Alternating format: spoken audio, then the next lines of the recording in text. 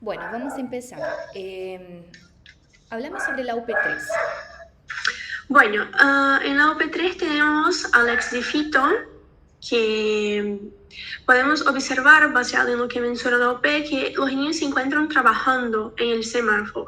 Y bueno, las actividades que están realizando se caracterizan por el trabajo infantil, que sabemos que es toda actividad económica o estrategia de supervivencia que puede ser remunerada o no, y que está realizado por niños y niñas que se encuentran por debajo de la admisión de un empleo o trabajo. Y es justamente lo que están realizando los niños. Y bueno, hay muchas razones por las cuales un niño puede trabajar, sea como una estrategia de supervivencia para la obtención de lo que posibilitará en forma parcial su supervivencia, o también por la satisfacción de sus necesidades. Y bueno, sabemos que dentro de lo que sería caracterizado el trabajo infantil, podemos determinar tres tipos de trabajos. El trabajo insertado, que es aquel que se realiza a un niño y que está vinculado a un oficio, como por ejemplo trabajar en supermercados. También tenemos el trabajo informal, que son tareas o actividades que están relacionadas al cuentatropismo del trabajador adulto, como por ejemplo el caso de los lustrabotas. Ujú. Y tenemos el trabajo marginal, que es el trabajo que está realizando Alexis y Fito, que está relacionado a la mendicidad. Y es un trabajo que podemos considerar peligroso porque deja el niño más cercano a migrar lo que sería la ilegalidad. Entonces, por ejemplo, podemos describir dentro de este contexto de la legalidad, como por ejemplo la prostitución, el narcotráfico, y es importante entender estos conceptos una vez que un niño que trabaja está expuesto a lo que sería un triple desgaste, que está dado por el trabajo que realiza, el trabajo doméstico que realiza dentro de su ámbito familiar y también la asistencia a la escuela. Entonces sabemos que eso puede afectar lo que sería el proceso de salud e enfermedad de un niño. Ujú. Muy bien, perfecto. Dentro de lo que vos mencionaste, ¿cuál es la diferencia de la triple carga para el triple desgaste? Bueno, la triple carga esta está aplicada a la mujer y también podemos nombrar tres parámetros que es evaluado dentro de este concepto, que sería el trabajo insertado que la mujer realiza, es decir, fuera del ámbito familiar, vinculado a un trabajo o empleo. Y también tenemos las tareas invisibles o informales que realiza esa mujer dentro del ámbito familiar.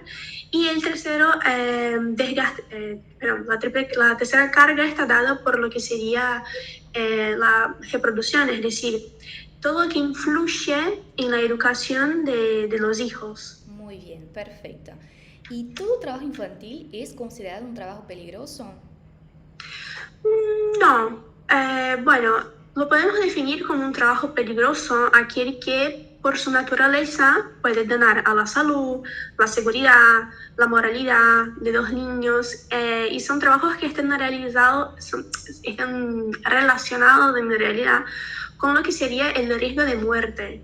O también pueden ser alteraciones del desarrollo físico, psíquico, lesiones crónicas. Muy bien, perfecto.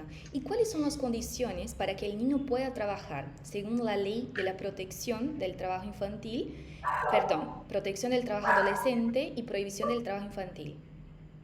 Bueno, la ley que está mencionando sería la ley 26390, que establece justamente los parámetros para que los adolescentes puedan trabajar.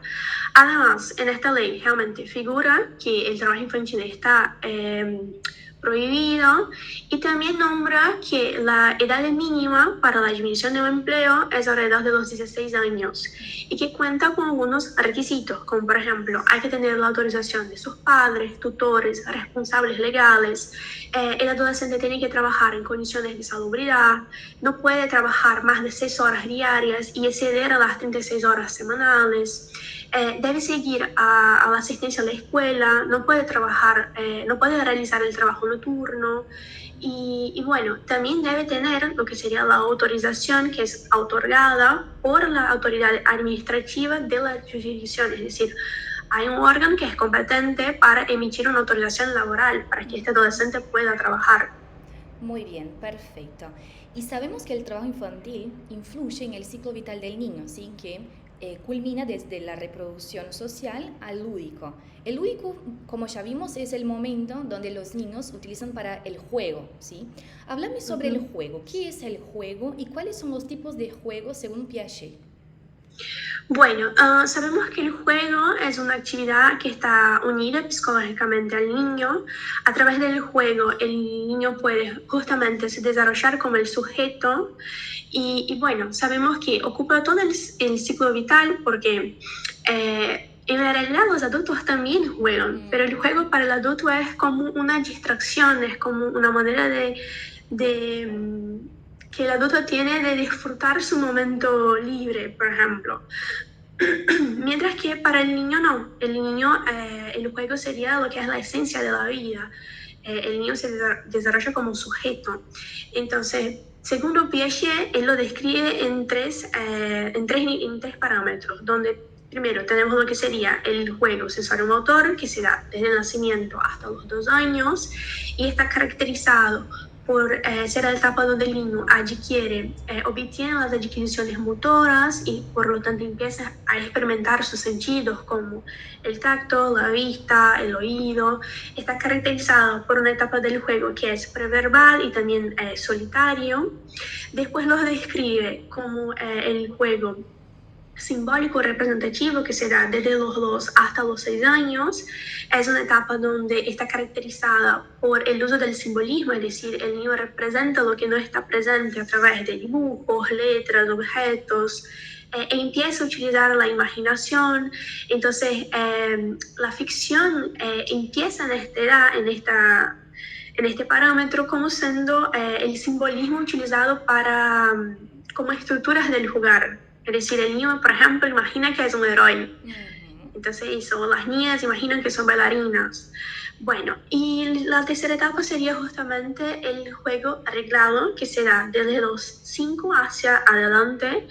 Y bueno, esta etapa se divide en 2 tipos. La etapa del juego, regalos simples, que se da a partir de los 5 años, y que exige cierta organización, planificación, pero todavía el niño no se queda concentrado por mucho tiempo, todavía no está apto para lo que serían los juegos de reglas.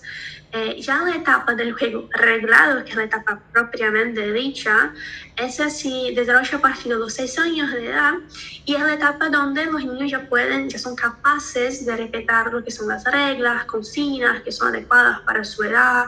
Es una etapa donde el niño también empieza a jugar en paralelo con otros. Es lo que permite que el niño pueda estar apto a jugar, por ejemplo, juegos de mesa, juegos de estrategia, deportes. Y bueno, así describe Piaget lo que sería el juego. Y bueno, sabemos que es importante porque justamente a través del juego el niño se va a desarrollar como el sujeto, permite que el niño empiece a crear y en realidad puede recrear y crear sus experiencias y también la manera como el niño transmite sus sentimientos. Muy bien, perfecto. Bueno, y ubícame las niñas y los niños de UPEOS en la clasificación de juegos según Piaget. Bueno, sabemos que de la UP2 las niñas están ahí jugando, imaginando que son bailarinas, imitando el programa de televisión. Y es justamente la etapa de simbólico representativo, donde el simbolismo, la imaginación son estructuras del juego. Ya los niños en este UP, ellos están jugando el basquete, que sabemos que es un tipo de juego que tiene reglas, es un deporte, se juega con los demás. Y bueno, en este caso se encaja justamente en el juego reglado. Muy bien, perfecto. Ya que estamos en juegos, háblame, ¿qué pasa con las niñas? ¿Por qué ellas pierden el equilibrio? Bueno, profe, eso está relacionado con el sistema vestibular. Sabemos que el sistema vestibular es el sistema que está encargado justamente del control de la posición del cuerpo, del equilibrio. Y bueno, está ubicado en lo que sería el oído interno y está formado por los conductos semicirculares, que son 3 conductos, 2 en posición verticales, el anterior y el posterior, y hay un conducto medio que se encuentra en una posición horizontal. Bueno, Cada uno de estos conductos al final se encuentra una ampolla donde se encuentran células receptoras que son denominadas de crestas, que están formados por células ciliadas y por una cúpula que se puede desplazar. Bueno, además tenemos, y bueno, es importante porque estas células receptoras corresponden a lo que sería la aceleración angular, es decir, movimientos de giro.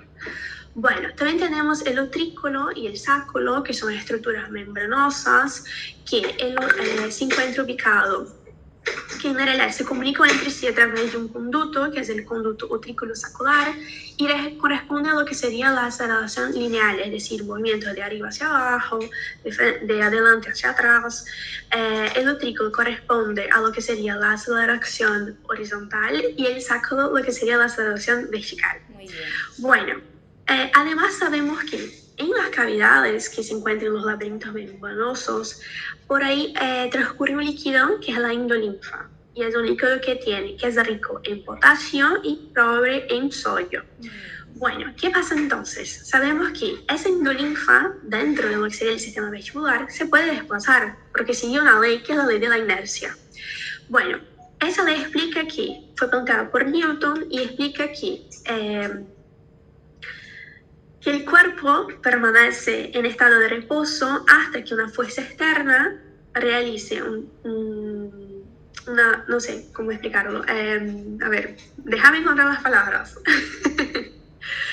Bueno, plantea que todo cuerpo permanece en el estado de reposo hasta que una fuerza ejerza o actúe sobre él y lo pueda desplazar, cambiar su estado. Muy bien. Eso sería.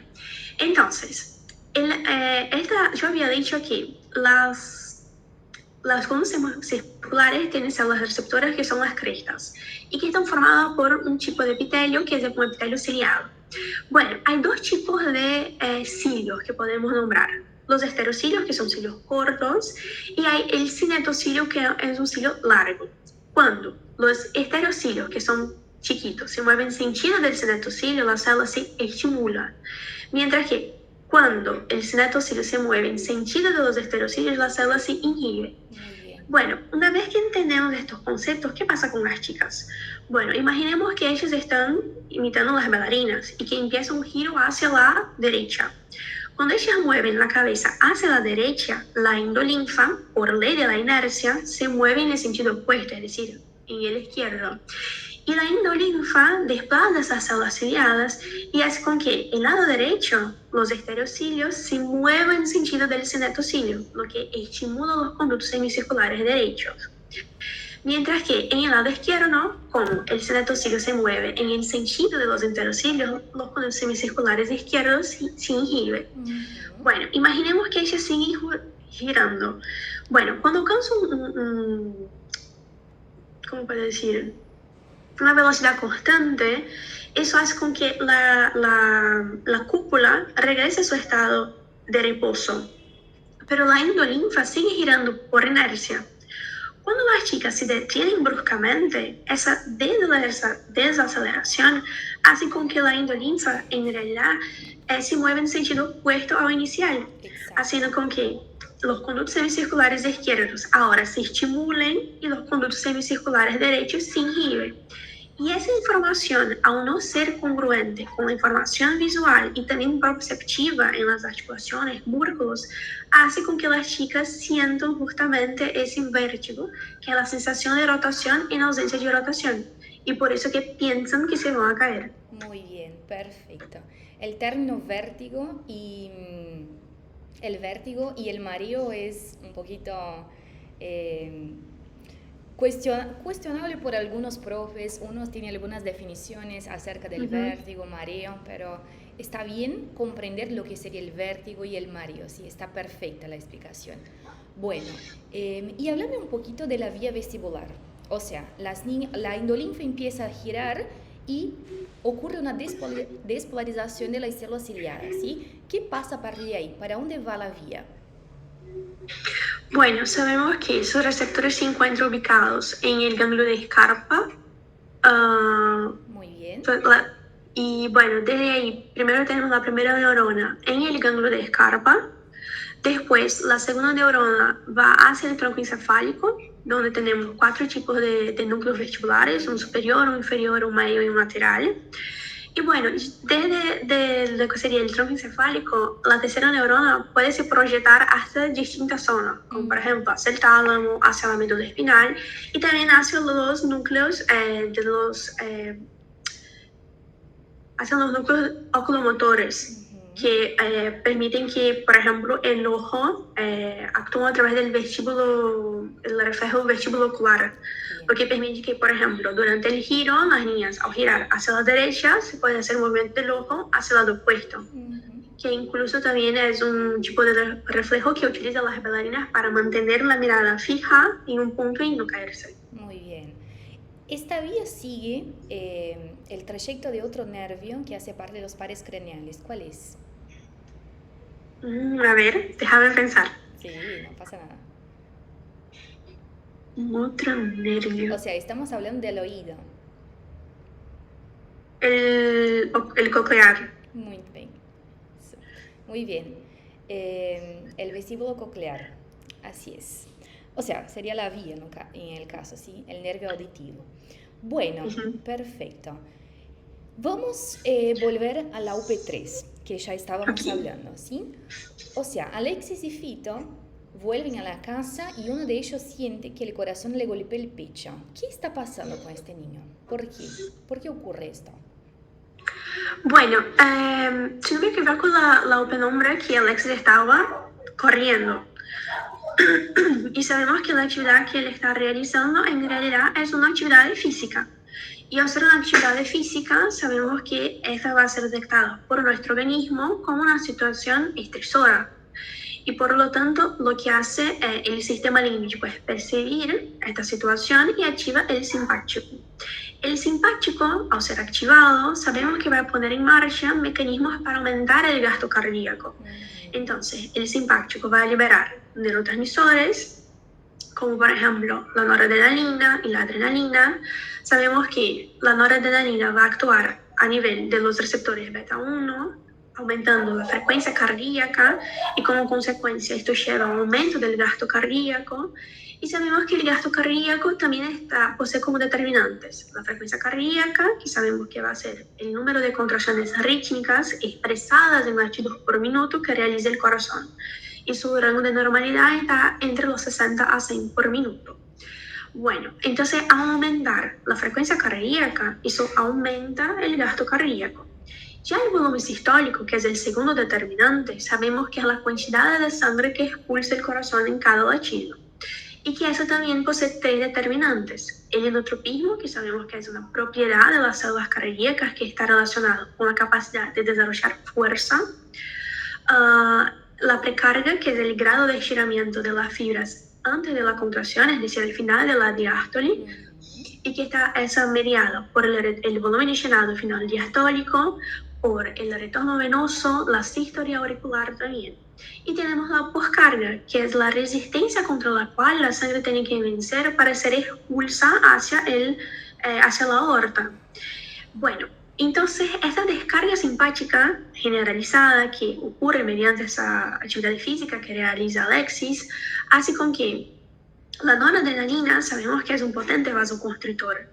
Entonces, a nivel vascular, produce la vasoconstricción periférica, lo que hace con que ocurra un incremento en el retorno venoso. Eso aumenta el volumen de llenado final diastólico y aumenta la precarga, que como consecuencia aumenta el volumen sistólico y aumenta el volumen cardíaco.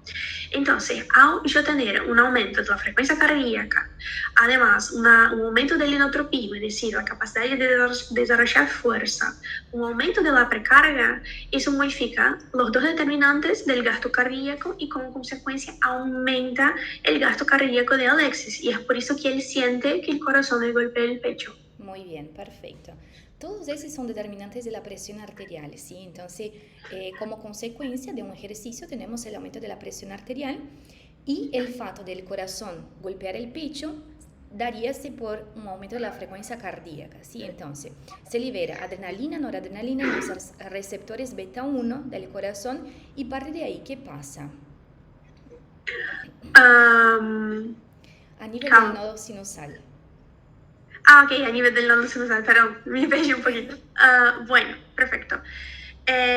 Bueno, lo que hace es que sabemos que el nódulo sinusal es conocido como el primer marcapaso. Bueno, él posee un potencial de acción que está mediado por tres fases. Bueno, asociado al nódulo sinusal tenemos un canal llamado de HCN o también llamado de canal Fanny. Y bueno, lo que hace es que cuando hay este aumento de la frecuencia cardíaca, la noradrenalina actúa sobre los receptores beta 1, activa la enzima, que es la adeninociclasa. Esa enzima aumenta los niveles de AMPC cíclico y eso permite que se abran los canales HCN y haya un mayor flujo de sodio hacia dentro de la célula. Entonces, la primera fase de despolarización del nódulo sinusal es una despolarización lenta, donde el HCN es activado por una hiperpolarización, o en este caso, por este proceso que yo nombré, permitiendo que ocurra la entrada de sodio hacia la célula de forma lenta y además también se abren canales de calcio de tipo L y eso permite que ocurra la entrada de calcio hacia la célula. Bueno, ya en la segunda fase, que es la fase de despolarización, en esta fase se inactivan los canales de calcio de tipo L, se abren los canales de calcio de tipo T, permitiendo que ocurra aún más la entrada de calcio hacia la célula. Y en la tercera fase es la fase de repolarización, donde se inactivan los canales de calcio, se abren los canales de potasio y el potasio difunde hacia afuera. Entonces, en esta fase ocurre el restablecimiento de los gradientes iónicos a través de la bomba de sodio T-paso, que saca 3 moléculas de sodio e ingresa 3 de potasio. Muy bien, perfecto, así es. Bueno, entonces ahí ya tenemos la explicación por qué el corazón le golpea el pecho, ¿sí? Por el aumento de la frecuencia cardíaca y todos esos determinantes o, en el caso, elementos que van a hacer con que alteren el potencial de acción del nodo sinusal, que es el marcapaso del corazón. Bueno, y el nodo sinusal hace parte de lo que llamamos el sistema cardionector, ¿sí? Que es la inervación intrínseca del corazón. Bueno, ¿cuáles son los componentes, además del nodo sinusal, del sistema cardionector? Bueno, del nódulo sinusal vamos a tener tres haces. Un haz anterior, un medio y un posterior. Y del haz anterior también se emite un haz que va hacia la aurícula izquierda, garantizando que ese potencial de acción sea propagado a las dos aurículas. De ahí, esa información va a ser transportada hacia el nódulo auriculoventricular, que cumple la función de retrasar el potencial de acción, permitiendo que las aurículas se despolaricen primero que los ventrículos. De ahí, esa información va a ser propagada hacia las raíces, que emite dos ramas, una anterior, una derecha y una izquierda, y la rama izquierda también emite dos ramas, una anterior y una posterior. Bueno, desde las raíces esa información va a ser propagada, ese potencial de acción va a ser propagado hacia las fibras de Purkinje, que garantizan que ese potencial de acción sea propagado desde el vértice hacia la base. Muy bien, perfecto. Bueno, entonces el sistema cardionector hace la propagación de todo este potencial de acción, ¿sí? Y volviendo un poquito en UP1, cuando vimos la histología del músculo cardíaco, vimos que las fibras, los miocitos, tienen unión, ¿sí? ¿Cuál es el elemento que compone las formas de unión que propagan los impulsos nerviosos de una célula a otra?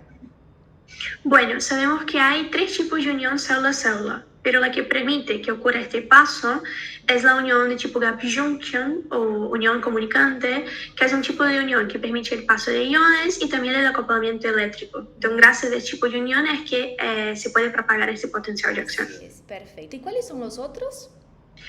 Los demás tenemos los demosomas, que son un tipo de unión que es resistente al estrés mecánico, entonces impide que las células se separen durante la contracción muscular.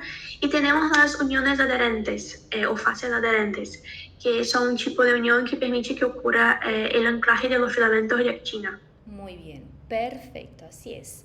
Bueno, háblame un poquito más sobre los miocitos. Histología que vimos en UP1. ¿Qué te acordás?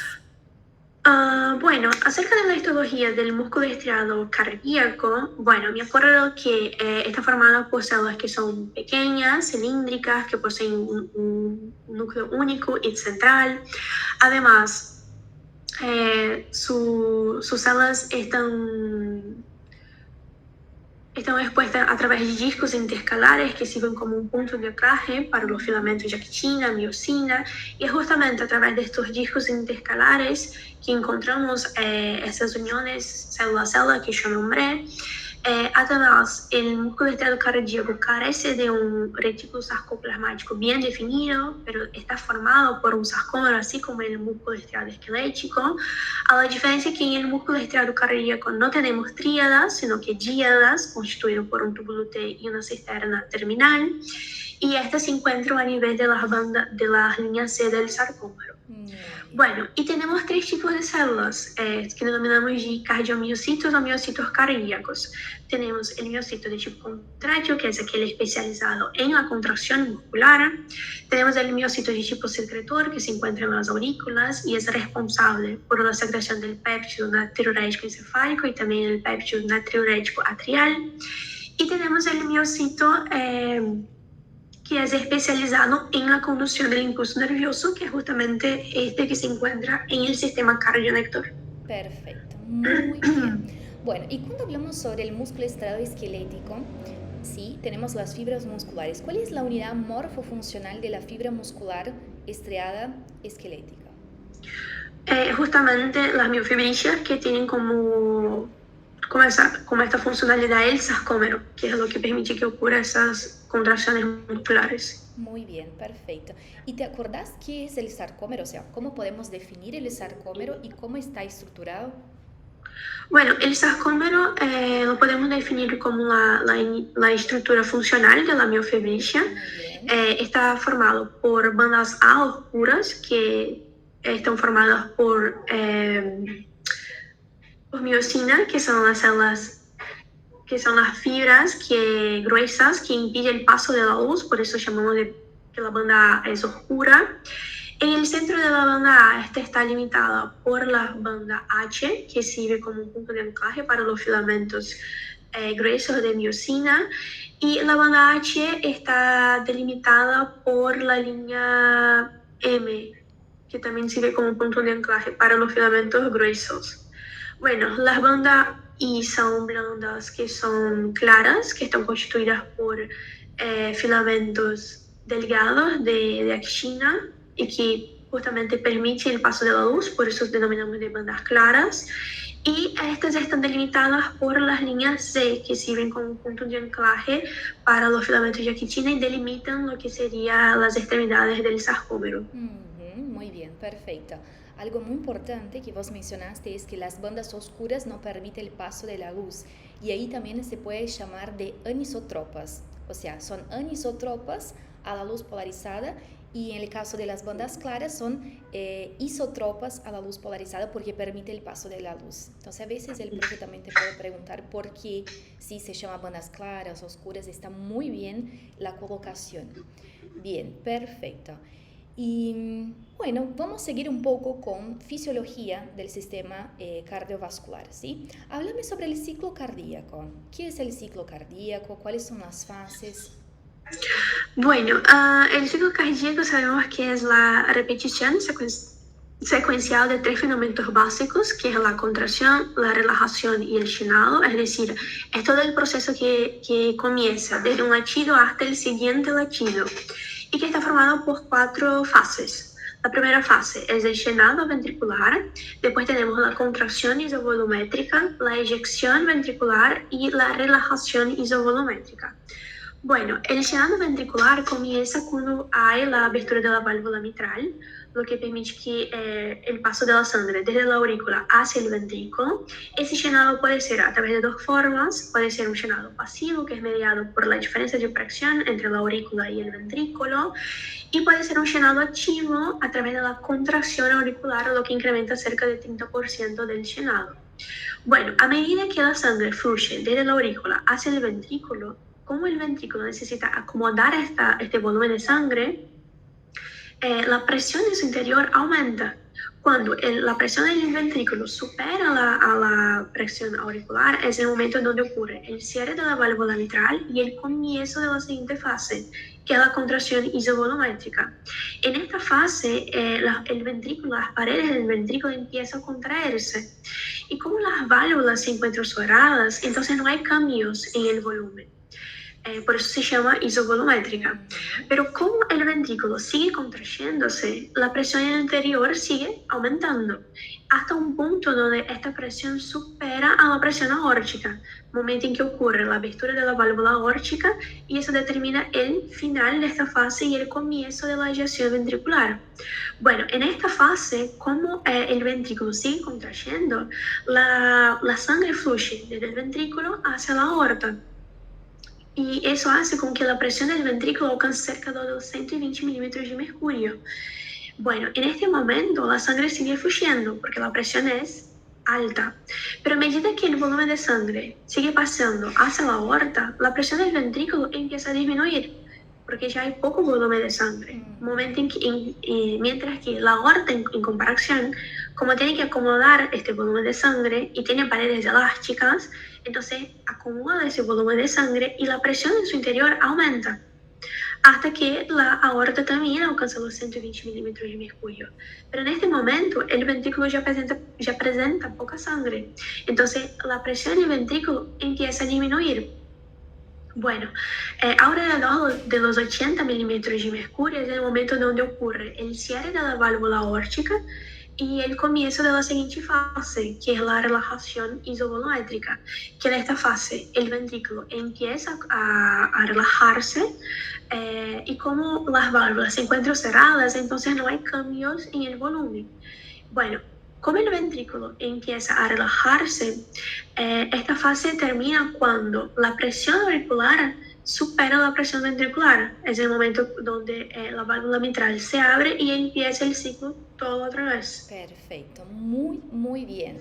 A veces lo que te pueden preguntar acerca es cuáles son las presiones en cada fase, cuál va a ser el volumen que podemos encontrar en los ventrículos y la presión de la aorta, pero está muy bien colocado, ¿sí? A veces eso que te pueden preguntar para complementar la explicación.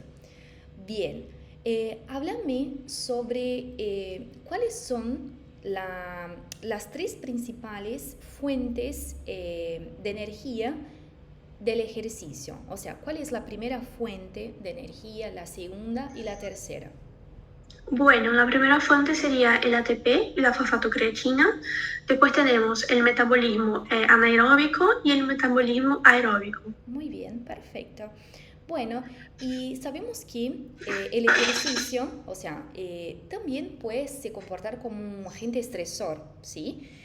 Háblame sobre el estrés. ¿Qué es el estrés? Bueno, sabemos que el estrés es la respuesta frente a un estímulo que amenaza la homeostasis, mientras que el estresor es justamente la fuerza que tiende a romper esta homeostasis. Bueno, y sabemos que en una situación estresora se van a poner en marcha mecanismos para recuperar la homeostasis, mientras que eso se denomina de alostasis. Son los mecanismos que se ponen en marcha para recuperar la homeostasis, que pueden ser endócrinos, neuronales, nerviosos. Y bueno, si estos mecanismos se encuentran sobreregidos, es lo que nosotros denominamos de carga alostática. Bien, perfecto. ¿Y cuáles son las fases de regulación del estrés? ¿Cuáles son las fases de regulación del estrés? Bueno, nosotros en tutoría estudiamos lo que plantea Hans Selwer. Él plantea que hay tres respuestas clásicas frente a una situación estresora, donde la primera fase es la fase de alarma, que son las primeras observaciones mediante un agente estresor y que activan mecanismos como ansiedad, la inquietud, y es una fase que está mediada por la médula suprarrenal. Entonces el sistema límbico reconoce esa actividad como estresora, envía informaciones hacia el hipotálamo activa lo que sería el simpático, y sabemos que el simpático, al ser activado, va a actuar a través de sus fibras colinérgicas, que liberam acetilcolina na médula suprarrenal, e isso lleva a la liberación de catecolaminas. Bueno, ya la segunda fase es la fase de la resistencia. Entonces, si este estresor permanece demasiado tiempo en el organismo, se pone en marcha mecanismos para el cuerpo tentar adaptarse.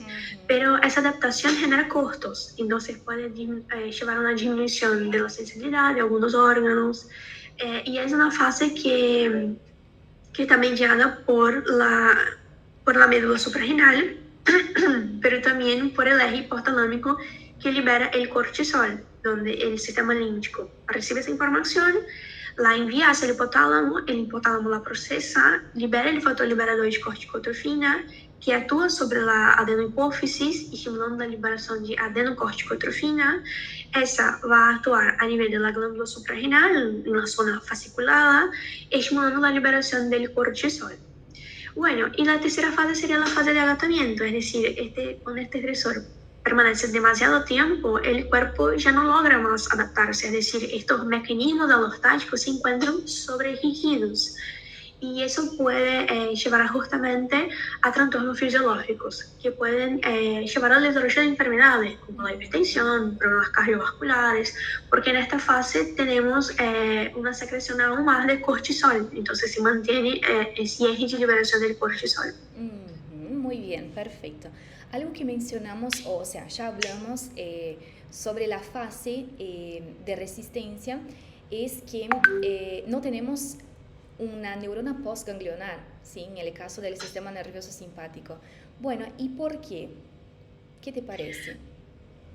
No tenemos una neurona postganglionar porque en este caso la médula suprarrenal va a actuar como si fuera la neurona postganglionar. Exacto, muy bien, perfecto. ¿Y cuáles son las células que liberan adrenalina y noradrenalina a nivel de la médula? ¿Cuáles son las células que liberan ¿Cuáles son las células que liberan noradrenalina a nivel de la médula? Sí, o sea, vamos a tener neuronas que son modificadas a nivel de la médula. ¿Te acordás cuál es? ¿Cuál es el nombre de ellas? Sí. Neurona... Cromáfiles. Sí, Essas? esa. Cromafines. Bien, perfecto. Meu Deus, foi um chute. Así es. Eso, entonces la médula se va a comportar como la neurona postganglionar o el propio órgano efector, ¿sí? Y ahí tenemos las neuronas cromafines que liberan adrenalina y noradrenalina, que en este caso son hormonas, no son neurotransmisores como por ejemplo en el caso del sistema nervioso simpático. Bien, perfecto. Y eso porque la médula tiene el mismo origen del sistema nervioso. Por eso hay este cambio del sistema. Es una excesión del sistema nervioso simpático la vía de la médula suprarrenal. Bien, perfecto. Háblame sobre las acciones del cortisol en el organismo. Bueno, el cortisol, pero sabemos que es una hormona hiperglucemiante. Entonces, va a estimular procesos metabólicos que lleven al aumento de la glucosa, como por ejemplo la gluconeogénesis, la lipólisis, la proteólisis. Bueno, además sabemos que el cortisol también actúa a nivel del tejido adiposo, promoviendo una redistribución de grasa, lo que puede llevar, si es mucho tiempo sostenido, a la pérdida de masa muscular. También actúa en el sistema inmune, estimulando la producción de los glóbulos rojos, pero también disminuye células sanguíneas como los basófilos, eosinófilos y monocitos, los linfocitos también, es decir, que tiene una acción ante la inflamación, pero también es inmunodepresor. Sabemos que también actúa a nivel del eje de su liberación a través de un feedback negativo que disminuye la liberación a nivel del hipotálamo del factor liberador de corticotrofina y a nivel de la hipófisis disminuye la secreción de adenocorticotrofina. Bueno, me acuerdo de ese en el momento. A nivel renal, ¿te acuerdas? A nivel renal, lo que hace el cortisol aumenta la reabsorción de un ion. Sodio. El sodio, bien. Por eso aumenta la presión arterial. ¿Sí? El sodio arrastra el agua, aumenta la volemia, que es uno de los determinantes de la presión arterial, y consecuentemente aumenta la presión arterial.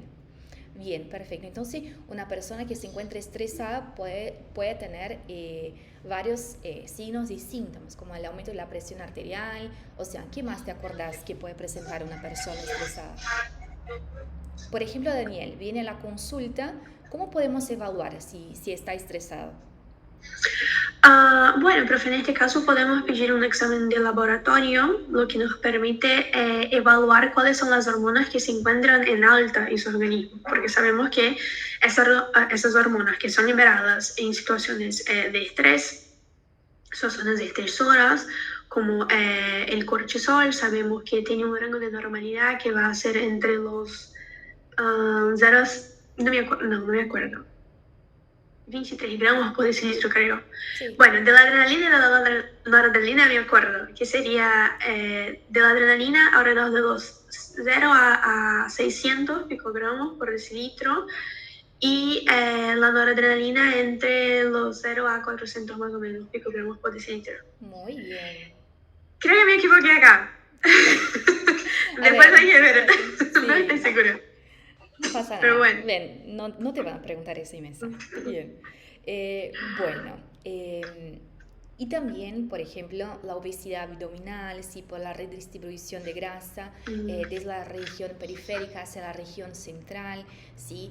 Un estrés más agudo. ¿Qué esperarías encontrar, por ejemplo, en una persona? ¿Qué signos y síntomas?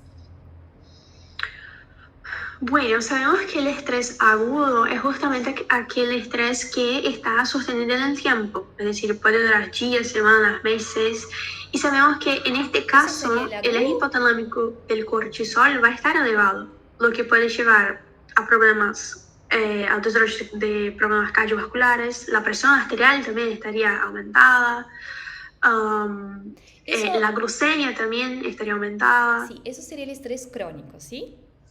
Sí. El estrés agudo, por ejemplo, pensamos en un estudiante, como por ejemplo vos que estás para rendir el examen de tiempo libre. ¿Qué presenta el paciente? En este caso del estrés agudo sabemos que es el estrés que involucra mecanismos de lucha y huida. Es decir, el simpático va a estar activado, puede durar segundos, horas, semanas. Entonces, una situación estresora, en este caso, justamente sería estudiar para un examen.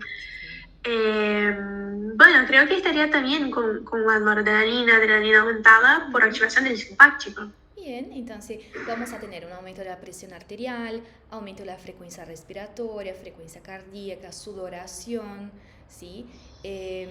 Básicamente eso, midriasis a nivel de los ojos, más ansiedad, o sea, síntomas de ansiedad. Entonces, son síntomas y signos que pueden generar el estrés, ¿sí? Bueno, ¿y cuánto es la frecuencia cardíaca normal? Entre los 60 y 100 latidos por minuto. Bien, ¿y la frecuencia respiratoria? Entre los 12 a 20 respiraciones por minuto. Perfecto. ¿Y presión arterial? ¿La presión sistólica, diastólica, te acordás? Bueno, la presión sistólica estaría alrededor de 220 a 140 milímetros de mercurio y ya la diastólica entre los 80 a 90 milímetros de mercurio. Bien, perfecto. 120 a 139 más o menos. Ahí después vamos a ver más adelante que tiene grados de presión, pero eso estaría bien hablar. Bueno, perfecto. Los signos vitales también te pueden tomar, los pulsos también, repasar esta parte que a veces te pueden tocar. Bueno, y para finalizar esta mesa, háblame sobre los grandes vasos. Bueno, de la nada. Acerca de los grandes vasos, tenemos la aorta, que es una de las principales arterias del cuerpo. Tiene su comienzo en lo que sería el ventrículo izquierdo y está formado por distintas porciones. La porción ascendente, que desde esta emergen dos arterias, que van a ser las coronarias derecha e izquierda.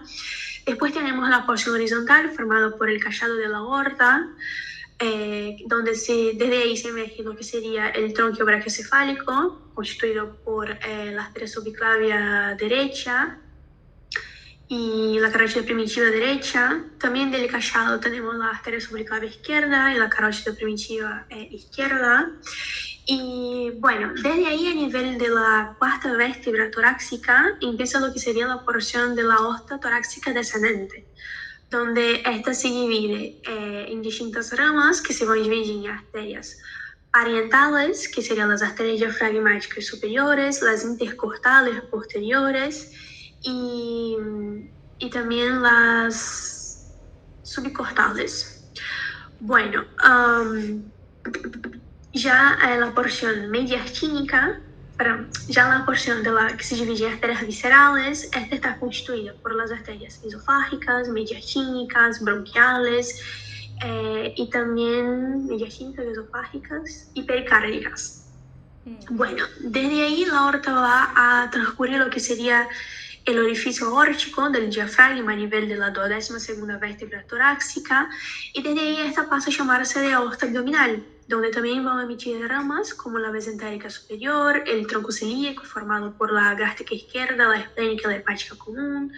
Por debajo de eso tenemos lo que sería la mesentérica inferior y de esta forma la aorta se extiende hasta lo que sería la cuarta vértebra lumbar, donde se va a ramificar en sus ramas terminales, que van a ser las ilíacas derecha e izquierda y la sacromedia. Bueno, además de los grandes vasos, vamos a tener las venas pulmonares, que son 4 venas, 2 superiores, 2 inferiores, 2 derechas y 2 izquierdas, y sabemos que son responsables por llevar la sangre oxigenada desde el pulmón hacia la aurícula izquierda. Bueno, eso. Y bueno, tenemos la vena cava superior, que va a hacer la anastomosis de los troncos brachiocefálicos, que se originó a nivel del primer cartílago costal, y que recibe como único afluente la vena axigus, que se forma, que desemboca en la cara posterior. Ya hablando acerca de la vena axigus, esta se forma a nivel de la 11º cartílago costal por la anastomosis de 2 troncos, la raíz lateral, que va a ser proveniente de la vena lumbar ascendente derecha, y la raíz media, que es proveniente de la vena subcostal derecha. Estas se anastomosan, forman lo que sería la vena axigus, que a nivel de la cuarta vértebra torácica se incurva, formando lo que sería el callado de la vena axigus, y ahí desemboca en la cara posterior de la vena cava superior. Y tenemos la vena cava inferior, que está formado por la anastomosis de 2 venas, que son las ilíacas comunes, la ilíaca interna y externa, se anastomosan, forman lo que sería la vena cava inferior, y esa tiene una longitud de cerca de 22 centímetros de longitud. Muy bien, perfecto. Bueno, a ver si pensaste que se iba sin anatomía. Estás aprobada. Muy bien.